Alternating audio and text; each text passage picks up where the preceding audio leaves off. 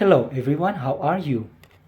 I'm very glad to see you again in this session, especially for talking about English. Senang bisa kembali berjumpa dengan Anda semua pada hari ini. Saya mau berbagi pelajaran kepada semua, baik kepada pembelajar bahasa Inggris pemula dan juga yang mau menambahkan atau memantapkan pengetahuannya tentang bahasa Inggris. Well, today, especially topic I'm going to present about the using of to be. Saya akan membagikan cerita atau sharing pelajaran atau materi tentang to be. Okay. Well, before I'm going to discuss about to be, so I want to give you one questions. Apa sebenarnya keinginan utama Anda belajar bahasa Inggris? Apa sebenarnya yang pertama sekali Anda mau lakukan kalau mau pintar belajar bahasa Inggris? Tentu Anda harus punya persiapan. Punya persiapan yang luar biasa ketika Anda mau belajar bahasa Inggris. Kerinduan pertama bagi pembelajar pemula bahasa Inggris itu tentunya adalah how can I compose sentence? Bagaimana saya bisa membuat kalimat. Itu saya teringat dulu ketika saya juga masih belajar bahasa Inggris. Itu yang pertama sekali adalah kerinduan saya, saya lagi batuk. Kerinduan saya adalah bagaimana saya bisa membuat kalimat bahasa Inggris. Kenapa itu yang pertama? Karena kalau saya sudah bisa membuat kalimat bahasa Inggris, maka tentu saya akan bisa mengembangkan kalimat itu di dalam menulis atau misalnya di dalam berdialog ya, in making conversation with my friends, and also when my teacher interact in English, of course I'd like to respond also in English. So this is my big desire when I was still students, or when I was still as a beginner to learn about English. Tapi tentu semuanya itu kita harus punya usaha. Punya usaha bagaimana supaya kita itu bisa mampu berbahasa Inggris. Ketika saya dulu masih sekolah, itu bagaimana saya itu harus bisa berbahasa Inggris itu banyak sekali usaha yang harus saya lakukan. Saya pelajari buku, saya menghafal kosakata dengan membuat notes kecil. Kemudian saya ikut banyak kursus bahasa Inggris, ikut privat juga dalam bahasa Inggris. Jadi semuanya itu saya lakukan supaya saya bisa belajar bahasa Inggris dan saya juga mampu untuk menguasai bahasa Inggris itu dengan cepat. So why? Kenapa saya harus melakukan seperti itu? Karena pada saat itu teman-teman saya itu di kelas mereka itu sudah pintar-pintar bahasa Inggris. Jadi mereka itu sudah mengajar di depan dengan bahasa Inggris. Mereka itu bisa mengajarkan cara membuat kalimat. Mereka bahkan juga mengajarkan tentang tenses. Sementara saya pada saat itu masih belum. Perhaps when I try to count my vocabularies, it was about 15 words. Ya. Itu tidak banyak, hanya sekitar ya paling 15-an. Ya, 15-an kosakata yang saya ketahui betul ya. Kemudian kalau misalnya saya ditanya apa yang kamu tahu kalimat bahasa Inggris? Oh, paling what's your name? My name is. Atau misalnya how are you? I'm fine. Itu semua yang paling saya ketahui di awal-awal. Sehingga pada saat itu saya melihat bahwa saya perlu belajar juga. Saya perlu belajar juga bahasa Inggris supaya saya setidaknya bisa menyamai kemampuan daripada teman-teman saya. Jangankan melampaui, setidaknya saya bisa menyamai mereka di dalam berbahasa Inggris. Tapi ya, oleh karena usaha juga, akhirnya dalam jangka waktu 6 bulan setelah saya mengikuti kursus, saya juga belajar keras. Setiap hari saya praktek bahasa Inggris dengan teman-teman saya.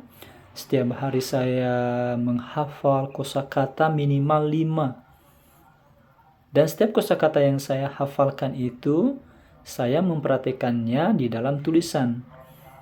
Saya biasanya menulis kosakata saya itu dalam notes, kemudian saya buat kalimatnya itu pada lembaran terakhir buku saya.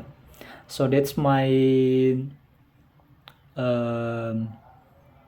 method, ya, my method. How can I develop and how can I know English well? Ya, itulah usaha yang bisa saya lakukan. Dan meskipun ketika saya sudah kuliah, saya membaca kembali, melihat kembali catatan-catatan saya ketika saya waktu sekolah, SMP, dan juga SMA. Saya lihat itu sebenarnya kalimatnya salah. But that's not become a problem for me. At least I have made the English, I have made a sentence of English. I have made a short dialogue English, even though I make a mistake or my English is not correct. Jadi bukan itu salah satu kendala kita. Jangan katakan, oh saya salah dalam membuat kalimat bahasa Inggris. Oh, udah, saya tidak usah lagi melanjutkan. So that's not the way, ya. Itu bukan cara. But by day kamu akan bisa berubah, ya. Merubah, dan kamu akan belajar dari setiap kesalahan itu dan membuat sesuatu hal yang baru. Okay? So, do you agree with me? Anda setuju dengan saya ketika saya katakan bahwa jangan takut untuk belajar bahasa Inggris, ya? Okay, well, my friends, seperti yang saya katakan tadi, kita langsung saja belajar, ya, tentang to be. Walaupun pada video saya sebelumnya saya sudah menyinggung tentang to be, tetapi itu tidak banyak. Dan untuk saat ini saya akan membagikan tentang to be itu secara lengkap. Kenapa kita harus belajar to be sebenarnya? Kenapa itu yang pertama? Karena to be itu selalu saja muncul dalam setiap teks bahasa Inggris, ya. Itu kenapa, makanya itu yang pertama sekali harus dikuasai, ya.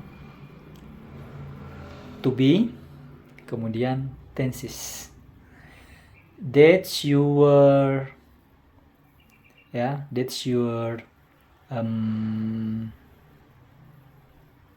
struggle, ya. That's your struggle to learn English, ya. That's the key for you to learn English. So the first, you need to master to be. What is to be? How to use to be in English. How to use English in sentence. How to use English in your daily life. That's the first. Untuk apa Anda bisa pelajari to be, udah tahu to be, tetapi Anda tidak pernah menerapkannya dalam kalimat, tidak pernah menggunakannya di dalam kalimat. So that's nonsense, I think, when you learn to be but you don't try to practice the use of to be. Okay, to be. Yang pertama kita harus tahu itu, apa itu to be? To be dalam kalimat berfungsi sebagai penghubung, atau sering disebut istilahnya adalah linking. Ya, linking, penghubung. Sering disebut sebagai penghubung. Nah, fungsinya adalah dia itu menghubungkan antara subjek dengan predikat. Tentu Anda sudah tahu subjek kan? Subjek dalam kalimat itu I, you, we, they, he, she, it. Atau misalnya penyebutan nama orang, misalnya John, misalnya Budi, misalnya Putri, atau misalnya nama-nama binatang, misalnya cat, elephant, atau misalnya bird, itu bisa masuk di dalam subjek. Nah, predikat itu bisa dalam bentuk verb, kata kerja, bisa dalam bentuk noun, kata benda, bisa dalam bentuk adjektif, kata sifat, bisa dalam bentuk adverb, kata keterangan. Oke. Nah, sementara to be itu bisa digolongkan dia di dalam dua. To be present dan to be past. Kalau to be present yang sering kali kita gunakan am, is, are. Ya, am, is, are. Sementara kalau untuk to be past itu was, kemudian were, kemudian been. Nah, ada lagi to be untuk present participle, yaitu being. Be, kemudian ditambahkan dia dengan ing. Nah, apakah Anda sudah tahu itu setiap to be itu tidak sembarangan kita gunakan dia di dalam subjek kalimat? Oke, tidak apa-apa, saya akan berikan penjelasannya. Bagi yang sudah tahu, ya udah di skip saja. Tapi bagi yang masih belum tahu, bagi pemula, maka saya akan berikan pengenalannya. Kalau subjeknya I, maka dia menggunakan am untuk present, situasi sekarang. Kemudian untuk bentuk past dia menggunakan was. Kalau subjeknya you, dia menggunakan to be are untuk present dan to be were untuk bentuk past.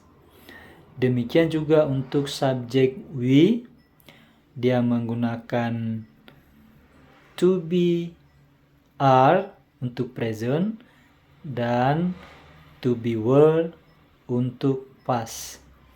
Kemudian subjek we dia gunakan are untuk present dan dia gunakan were untuk past. Selanjutnya untuk subjek he, dia gunakan is untuk present dan dia gunakan was untuk past.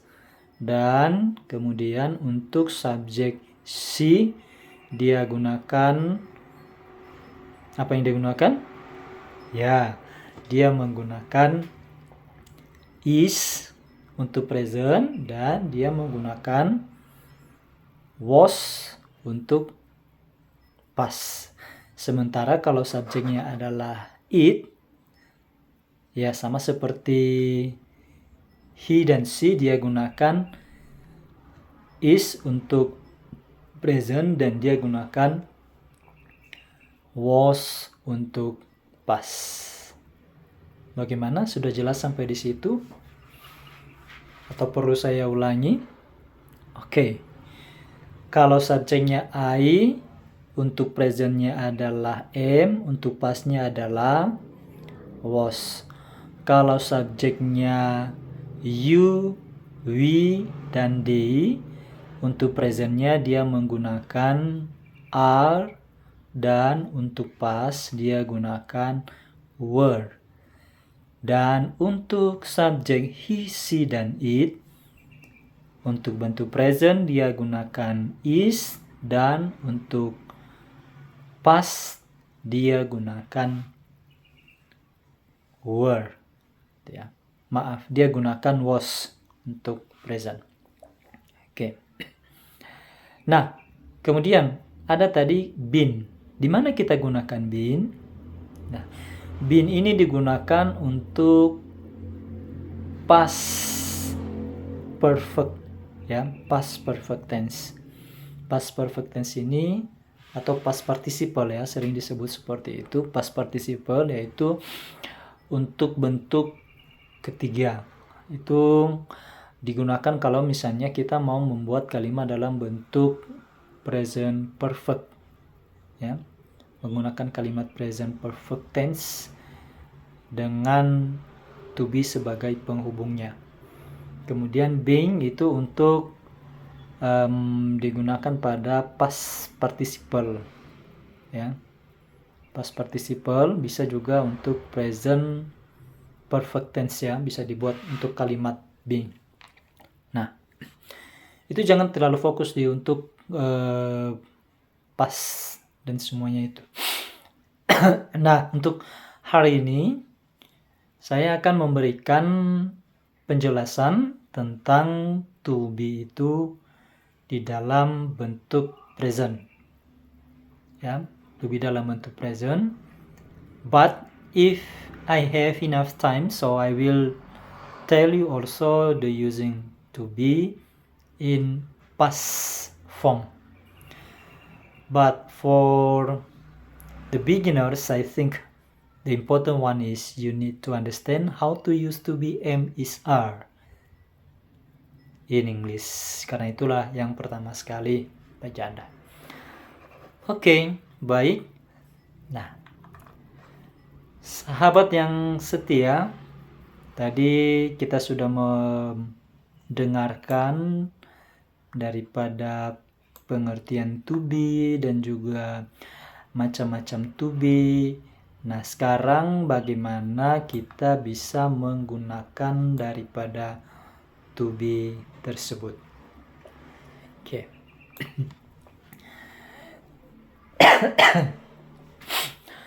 Nah, posisi to be itu dia itu berada di antara subjek dan predikat. Dia berada di antara subjek dan predikat. Itu posisi daripada to be. Kalau misalnya dia itu dalam bentuk kalimat positif, ya. Kalau dia itu dalam bentuk kalimat positif. Nah, yang pertama kita coba gunakan fungsi to be yang menghubungkan antara subjek dengan predikat adjektif, ya. Predikat adjektif. Oke. Anda sudah tahu adjektif, ya. What is adjective? Adjektif itu adalah kata sifat, ya. Adjektif itu adalah kata sifat. Contoh daripada kata sifat itu misalnya hungry, happy, sad, high, short, nice, itu semua termasuk di dalam kata sifat. Oke. Sekarang kita buat kalimat sederhana saja. Atau ada yang mau mencoba membuat kalimatnya dengan posisi to be itu berada di antara subjek dengan adjektif. Oke. Baik. Contoh yang pertama. I am hungry. I am hungry. Pada kalimat itu kita lihat ada 3 unsur. Unsur yang pertama adalah subjek I, kemudian unsur yang kedua adalah am, to be, kemudian unsur yang ketiga adalah hungry, kata sifat atau adjektif. Nah, posisinya di dalam kalimat dia itu berada di antara subjek dengan adjektif. Makanya kita mengatakan bahwa to be itu menghubungkan antara subjek dan predikat. Kebetulan predikatnya di sini adalah adjektif. I am hungry artinya saya lapar. Kalau misalnya kita buat kalimatnya seperti ini. I hungry. I hungry. Apakah kalimatnya itu betul? Tidak. Secara gramatikal kalimat itu tidak benar. Kenapa? Karena kita tidak bisa langsung menghubungkan antara subjek dengan adjektif. Contohnya tadi I hungry. Maka di situ harus ada penghubung, yaitu to be. I am hungry. Nah. Kemudian, kalau misalnya kita buat kalimat negatifnya bagaimana? Kalimat menidakkan. Gampang sekali. Anda hanya menambahkan not setelah daripada to be. Misalnya tadi I am hungry, kalimat positifnya, kemudian I am not hungry untuk kalimat negatifnya. Artinya saya tidak lapar. Kemudian untuk kalimat pertanyaan interrogatifnya, kita rubah posisinya. Kita meletakkan to be am itu pada awal kalimat, kemudian dilanjutkan dengan subjek, dan diakhiri oleh adjektif. Am I hungry? Apakah saya lapar? Mudah ya untuk membuat kalimatnya. Kalau kalimat positif tadi, I am hungry. Kemudian kalau kalimat negatifnya I'm not hungry, dan kalimat interrogatifnya adalah am I hungry? Itu. Jangan lupa bahwa dalam setiap kalimat itu kalau kalimat positif dan kalimat negatif diakhiri dengan full stop, tanda titik. Kemudian untuk kalimat pertanyaan diakhiri dengan question mark atau tanda tanya. Itu harus pelajari. Kenapa? Karena dari awal harus diajarkan seperti itu. Pengalaman saya kepada siswa yang saya ajarkan, mereka itu tidak memperhatikan tanda baca. Ya. Pada akhir kalimat mereka itu tidak memberikan tanda baca titik, atau misalnya tanda tanya, atau misalnya tanda seru. Atau bahkan pun di awal kalimat kan kita sudah, kalau saya dulu waktu masih sekolah dasar, saya diajarkan bahwa untuk awal kalimat itu selalu diawali dengan huruf kapital. Ya, tetapi kebanyakan siswa tidak memperhatikan itu. Bahkan awal kalimat pakai huruf kecil, di tengah-tengah kalimat itu ada huruf kapital, sebenarnya itu tidak benar. Nah, jadi untuk teman-teman yang sama profesi ya, sebagai guru itu perlu juga diajarkan hal-hal yang sangat mendasar itu kepada siswa kita, kepada peserta didik. Ya, supaya mereka itu bisa paham, oh ternyata ini punya aturannya, bagaimana ejaan yang benarnya. harus diperhatikan. Ada dulu dosen saya, itu dosen writing. Ya, mungkin dia itu sangat teliti sekali. Kalau misalnya tanda bacanya tidak lengkap, maka kalimat tanda itu salah. Langsung dikasih tanda silang. Nah, oleh karena itu juga saya juga mau menerapkan seperti itu kepada anak-anak yang saya didik, siswa saya, supaya mereka itu bisa paham bahwa memang itu penting sekali, hal-hal sederhana itu. Oke, kita lanjutkan. Yang kedua, kita sudah selesaikan tadi ya, fungsi to be sebagai penghubung antara subjek dengan kata benda. Kata sifat. Sekarang subjek kemudian dengan kata sifat, kata benda. Subjek dengan kata benda. Oke. Kata benda itu dalam bahasa Inggris adalah noun. Kata benda itu contohnya apa? What is the example of nouns? Oke. Table, chair,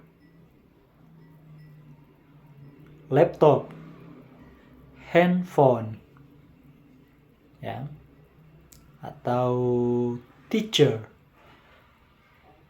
lecturer, pilot, driver, apalagi ya, banyak sekali kata benda, ya.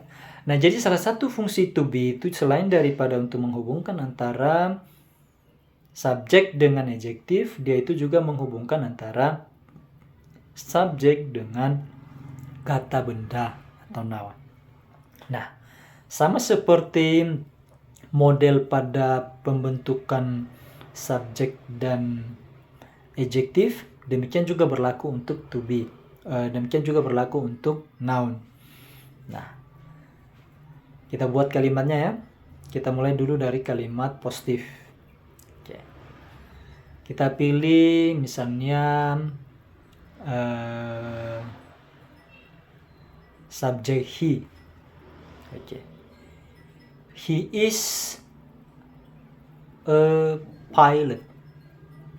He is a pilot. Dia seorang pilot. Oke. Jadi kalau kita lihat di situ ada 3 unsur kalimatnya.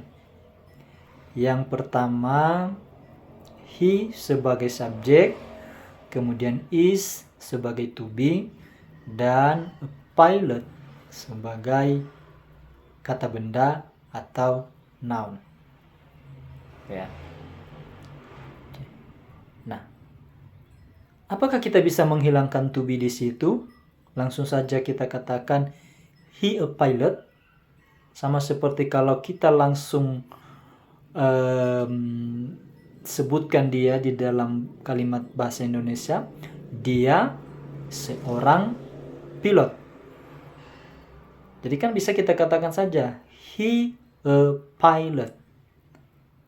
Tidak bisa. Dalam bahasa Inggris tidak bisa dibuat seperti itu. Jadi dalam bahasa Inggris itu harus ada to be. Harus ada is karena subjeknya adalah he. He is a pilot. Oke. Berikut kalimat negatif menidakkan. Ayo, siapa yang bisa membuat kalimat negatifnya? Dia bukan seorang pilot. Dia bukan seorang pilot.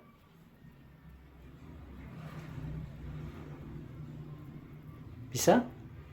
Oke. Benar sekali.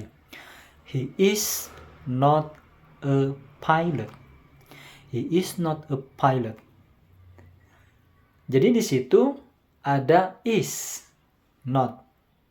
He is not a pilot. Kalau dibuat dalam bentuk singkatnya juga bisa dikatakan isn't. He isn't a pilot. He isn't a pilot. Dia bukan seorang pilot. Tapi jangan pernah katakan he not a pilot. He not a pilot. Itu is not correct. Tidak benar ya. It false. Tapi he is not a pilot. Dia bukan seorang pilot. Nah, sekarang lanjut kalimat pertanyaan. Ada yang bisa membuat kalimat pertanyaannya dari kalimat apakah dia seorang pilot? Ya, betul sekali. Untuk kalimat pertanyaannya kita bisa buat dalam bahasa Inggris. Is he a pilot? Is he a pilot? Is tambah he baru tambah a pilot. Jadi posisi to be berada pada awal kalimat dan diikuti oleh subjek he dan kemudian diakhiri oleh a pilot. Oke. Sekarang sudah 2 ya. Tadi noun, kedua tadi adjektif, kedua noun, kemudian yang ketiga kita lanjutkan. Oke. Fungsi yang ketiga adalah menghubungkan, to be menghubungkan antara subjek dengan adverb. Subjek dengan adverb. What is adverb? Pasti itu yang pertanyaan yang muncul ya. What is adverb, sir?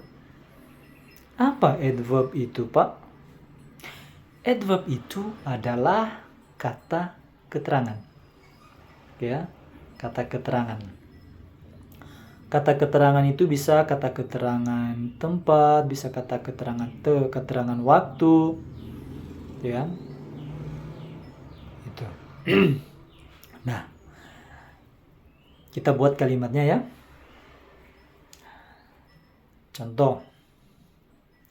Mereka berada di perpustakaan. Mereka berada di perpustakaan. Ayo, siapa yang bisa membuat kalimatnya?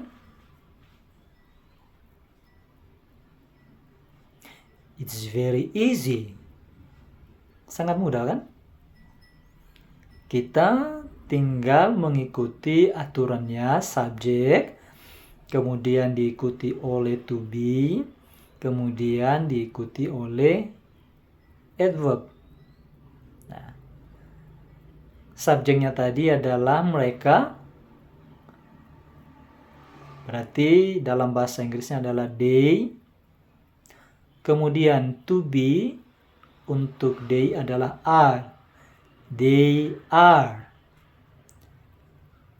di perpustakaan. In the library. Betul sekali. Jadi kita buat kalimatnya lengkap. They are in the library. Mereka berada di perpustakaan. Okay, very good. And English is very easy. Gampang sekali belajar bahasa Inggris itu sebenarnya. Tidak susah. Sangat mudah sekali. Oke. Nah, kita lanjutkan. Bagaimana? Masih semangat? Pasti. Yang mau belajar bahasa Inggris itu harus semangat. Harus bisa meluangkan waktunya. Ya. Pada video saya sebelumnya itu saya berikan satu kunci. Kalau mau belajar bahasa Inggris itu harus konsisten ya. Konsisten, benar. Konsisten dalam belajarnya, konsisten di dalam menghafal, konsisten di dalam mempraktekkan apa yang sudah dipelajari. Oke. Ya, kita hampir lupa ya apa topik kita tadi. They are in the library. Itu untuk kalimat positif. Untuk kalimat negatifnya, kita buat bersama-sama. They are not in the library. They are not in the library. Betul sekali. Mereka tidak berada di perpustakaan. They are not in the library. They kemudian ditambahkan dengan are not atau sering juga disingkat aren't. Baru ditambahkan dengan in the library. Jangan lupa kalau dalam bentuk writing ada full stopnya ya, ada titik di akhir kalimat. Tapi kalau untuk percakapan tidak perlu. Ya. Tidak perlu. Kan tidak nampak full stopnya, titiknya. Oke. Ya, berikutnya adalah untuk kalimat pertanyaan atau interrogatifnya. Ayo, siapa yang bisa membuat kalimat pertanyaan? Apakah mereka berada di perpustakaan? Come on. Give your answer. Betul sekali. Are they in the library? Are they in the library? Apakah mereka berada di perpustakaan?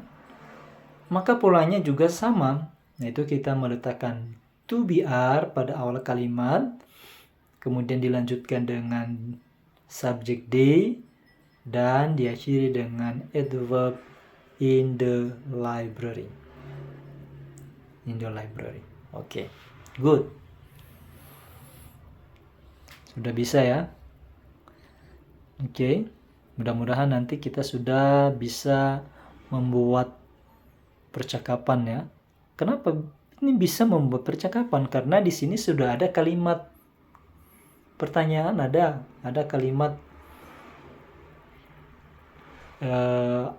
positifnya, ada juga kalimat negatifnya. Ya. Contohnya, are you in the library? No, I'm not in the library. Itu saja.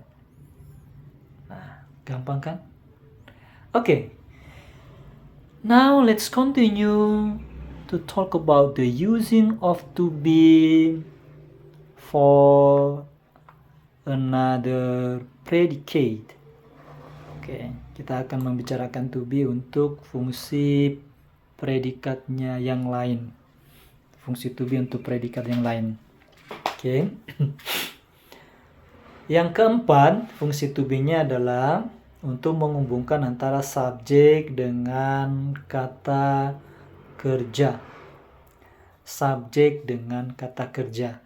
Nah, kata kerjanya di sini atau verb ini ada dua. Yang pertama adalah present participle, atau sering kita katakan dia dengan verb ing. Kemudian yang kedua adalah past participle, atau sering kita sebut dia sebagai kata kerja ketiga. Ya, kata kerja ketiga. Nah, kita akan bahas satu-satu karena ini agak rumit. Kita pelan-pelan saja ya, pelajarinya supaya lebih mudah masuk ke otak. Setelah masuk di otak, diproses, dan kita bisa kita bisa produce the language, kita bisa menghasilkan bahasa itu. Jadi kalau hanya sekedar diproses, tidak ada produksinya, that's impossible that you can speak English well, that's impossible that you can write English well if only in processing. But you need to produce. You need to practice both in written and spoken. Oke. Jadi kalau hanya sekedar untuk diproses saja, oh iya saya mengerti ya. Oh iya seperti ini. Hanya sampai di situ tidak berhasil. Tetapi harus dipraktekkan, harus ada hasilnya. Harus ada produknya. Ya. Oke. Saya yakin nanti setelah kita belajar ini, para sahabat semua nanti akan langsung praktek ya. Praktek dengan istrinya, Kalau dia adalah seorang suami, praktek dengan suami. Kalau misalnya itu adalah istri, atau misalnya praktek kepada papanya, mamanya, kepada kakaknya, kepada adiknya, atau misalnya yang masih sekolah bisa praktek kepada temannya di kuliah juga bisa, ya. Praktik make practice, ya. Practice make perfect, ya. Oke, kita kembali to be dengan kata kerja. Yang pertama adalah kata kerja ing. Nah, jadi kalau kata kerja ini adalah untuk menyatakan sesuatu perbuatan atau kejadian yang sedang berlangsung, ya, yang sedang berlangsung. Contohnya, we are studying. We are studying. Kami sedang belajar. Nah, jadi untuk menyatakan sedang dalam bahasa Inggris, dalam kalimat bahasa Inggris, maka harus dilengkapi dengan kata penghubung to be. Dan posisinya itu berada sebelum daripada kata kerja ing. We are studying. Kami sedang belajar. Nah, untuk kalimat negatifnya, we are not studying. Kami sedang tidak belajar. Kami sedang tidak belajar. Nah, untuk kalimat interrogatifnya bagaimana? Are we studying? Apakah kami sedang belajar? Tuh. Nah, kita buat contoh kalimat yang lainnya biar lebih bagus lagi. My mother is cooking rice. My mother is cooking rice. Ibu saya sedang memasak nasi. Oke. Di situ subjeknya adalah mother, my mother. Kemudian to be-nya adalah is. Kemudian dilanjutkan dengan kata kerja ing, yaitu cooking. Dan objeknya adalah rice, cooking rice. My mother is cooking rice. Nah, bagaimana kalimat negatifnya? Ada yang bisa membantu saya membuat kalimat negatifnya? Oke, betul sekali. My mother is not cooking rice. Ingat, jangan pernah lupa menambahkan to be. Ya, jangan pernah katakan my mother not cooking rice. Atau misalnya kamu katakan my mother is cook rice. My mother is cook rice. Itu kalimat yang salah. Istilahnya tidak masuk dalam rumus grammar, ya. Nah, sekali lagi yang sebenarnya adalah my mother is not cooking rice. Oke. Nah, untuk kalimat pertanyaan atau interrogatifnya bagaimana? Untuk mengatakan apakah ibu saya sedang memasak nasi? Ya, gampang sekali. Is my mother cooking rice? Is my mother cooking rice? Oke, gampang kan? Yang penting, where there is a will, there is a way. Di mana ada jalan, di mana ada kemauan, di situ ada jalan. Oke. Where there is a will, there is a way. Itu juga merupakan satu moto saya dulu ya, waktu saya masih kuliah. Karena belajar itu susah. Apalagi belajar bahasa Inggris itu susah. Capek. Gak ngertilah apa yang dijelaskan. Kalau dosennya lagi menjelaskan dengan bahasa Inggris, kita hanya terpaku saja di belakang, tidak tahu apa-apa. Kalau teman-temannya sudah bisa perform di depan kelas, sementara kita hanya melongo saja, maka disitulah muncul ide, sebuah prinsip saya. Saya menggunakan satu prinsip bahasa Inggris itu, where there is a will, there is a way. Di mana ada kemauan, di situ ada jalan. Kemudian ada lagi satu lagi. The beginning is difficult. Ya. Permulaan itu sakit.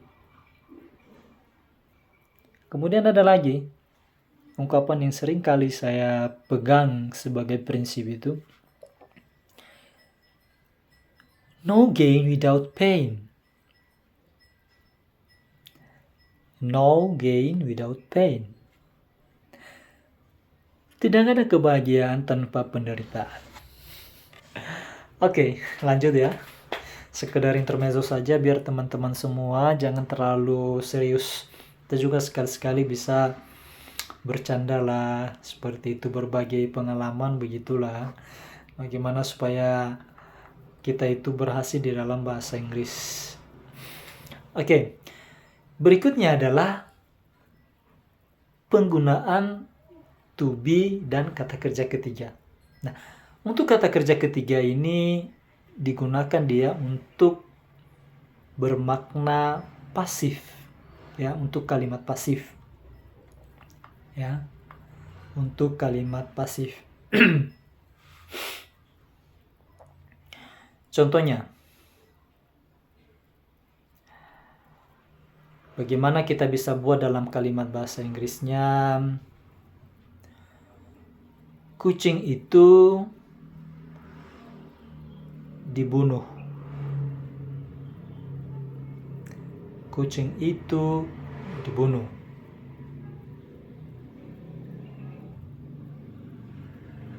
Oke. Maka kita buat the cat is killed. Ingat, bentuk ketiga daripada kill adalah killed.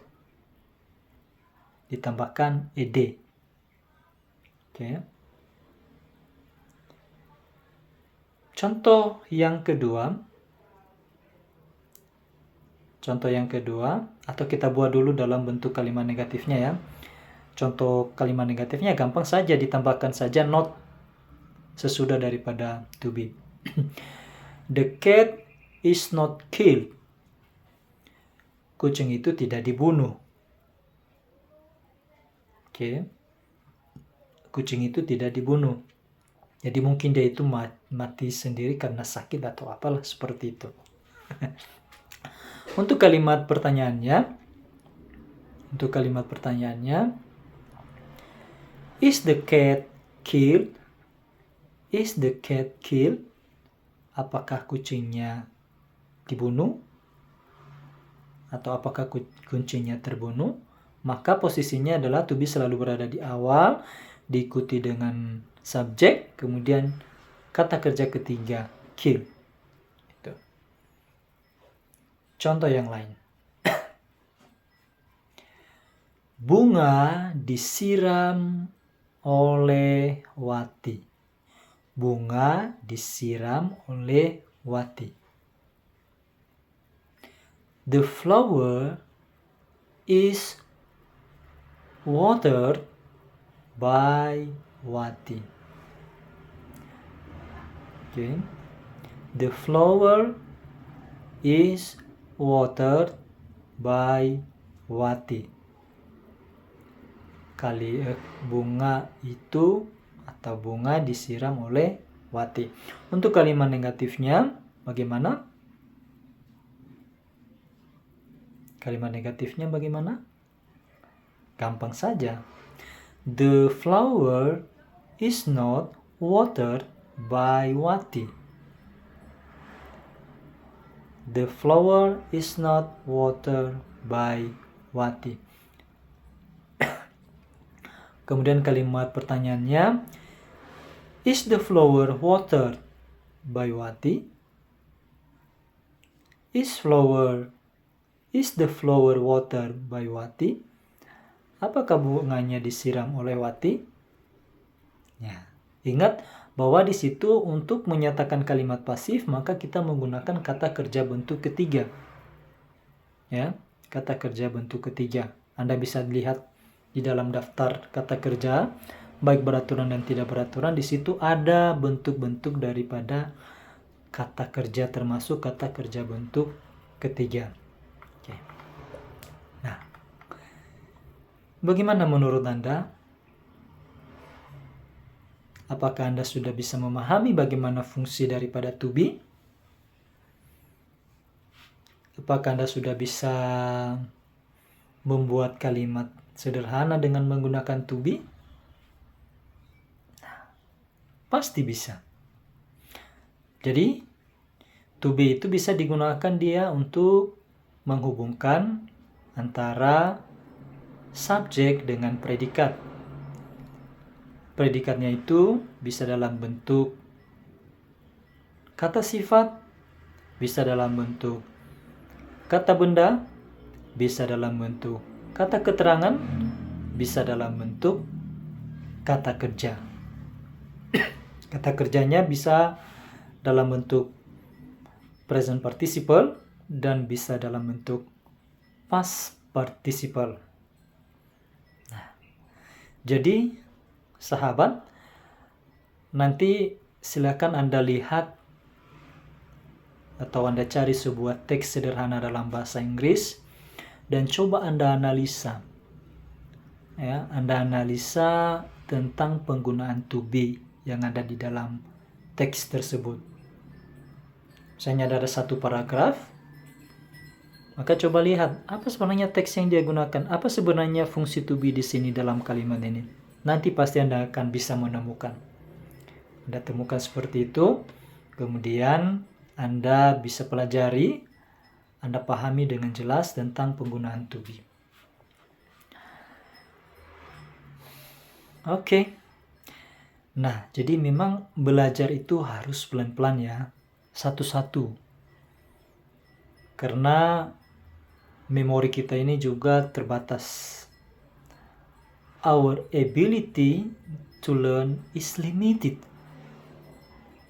Kemampuan kita di dalam belajar itu sangat terbatas. Ya. So, we must learn easily. Kita bisa belajar dengan santai. I'm sure you can reach, you can achieve your proficiency in English. Ya. Mulai dari pada hal-hal yang sederhana daripada penggunaan to be ini, Anda pasti bisa belajar. Anda pasti bisa berhasil dalam bahasa Inggris. Contohnya saja dalam yang kita pelajari tadi, pasti ada kosakata baru yang Anda jumpai. Pasti saja ada bentuk kalimat yang baru Anda jumpai. Nah, itu salah satu hal modal untuk bisa lebih cepat belajar bahasa Inggris. Nah, bahasa Inggris itu sangat menyenangkan. Bahasa Inggris itu sangat menyenangkan. Kalau saya disuruh memilih mata pelajaran, manakah yang Anda pilih? Mau belajar bahasa Inggris atau matematika? Atau fisika? Atau biologi? Atau kimia? Saya lebih memilih bahasa Inggris. Atau misalnya dulu pun ketika ada ujian nasional dulu, bahasa Inggris dengan bahasa Indonesia, itu ujian nasionalnya itu bahasa Indonesia itu lebih rumit dari bahasa Inggris.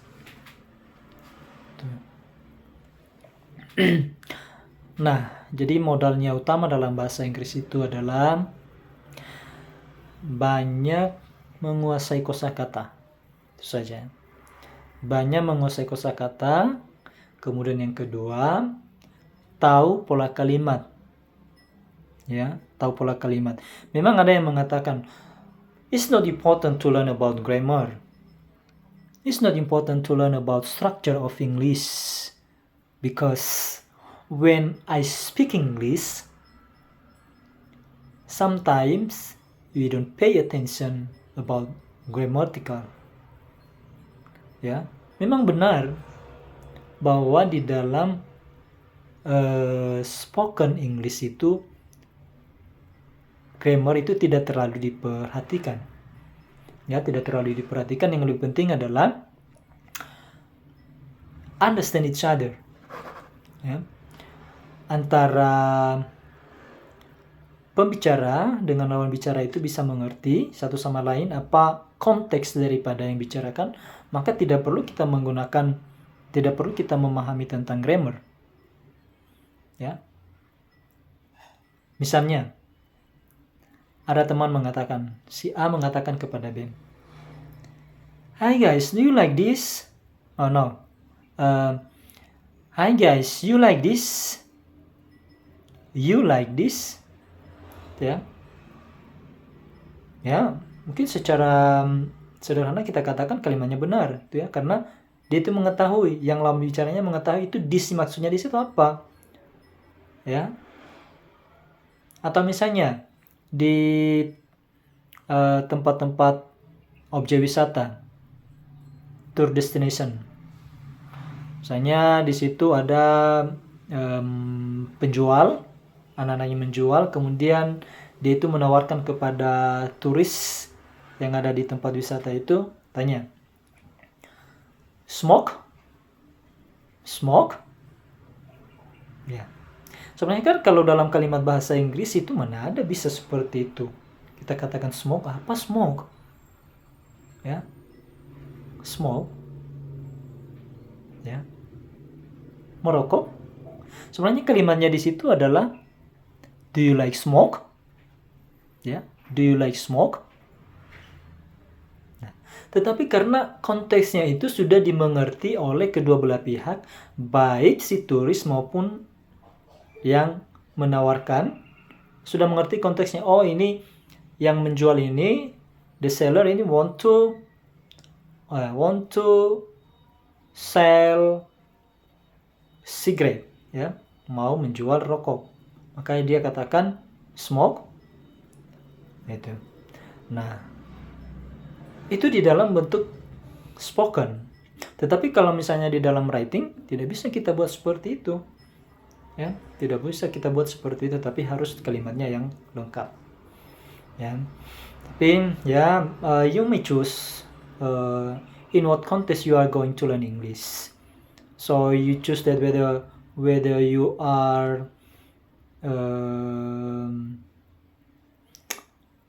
just especially for writing or especially for developing your speaking. When you want to develop your writing achievement, so you need to know about grammar of English. Ya, kalau misalnya kamu mau untuk mengembangkan daripada writing Anda, maka Anda harus banyak-banyak paham tentang grammar. But when you want to develop your spoken skill, so never mind, you don't care about grammar, you don't mind caring your structure, yeah. But the important thing is you know the context, yeah. You know the context of your language communication.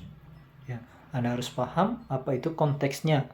Kalau misalnya juga teman Anda tidak paham dengan konteksnya, maka tentu Anda tidak bisa hanya sekedar use English without pay attention about grammar. Kalau misalnya teman Anda itu masih belum paham konteks apa yang kamu bicarakan, maka tentunya Anda harus kembali menggunakan grammar yang benar. Ya, Anda harus bisa menggunakan grammar yang benar. Okay, I think that's enough for today. And I'm very excited to share you about my experience how to learn English. Today we have talked about to be. Kita sudah belajar to be, dan ya saya yakin masih banyak yang belum lengkap di dalam penjelasan saya. Tidak apa-apa, that's fine. So you may give your comment, you may give your questions, related to the topic today, especially for to be. Anda bisa memberikan komentarnya, Anda juga bisa memberikan pertanyaan, atau misalnya juga Anda bisa membuat kalimat Anda dengan menggunakan to be. Kita coba nanti diskusikan apakah kalimat yang Anda buat itu sudah benar atau tidak. Ya, apalagi kalau misalnya Anda bisa membuat memasukkan to be itu di dalam percakapan. Ya. Silakan, saya sangat senang sekali. Saya percaya bahwa Anda bisa berbahasa Inggris ya. Kalau saya dulu itu 6 bulan baru bisa berbahasa Inggris, can speak. Ya. Speak English in a simple manner, dengan cara yang sederhana. Ya, tapi saya yakin Anda nanti bisa. Dengan teknologi sekarang ini banyak sekali cara untuk bisa belajar. Okay. Thanks for your joining me, and see you for the next session. Goodbye.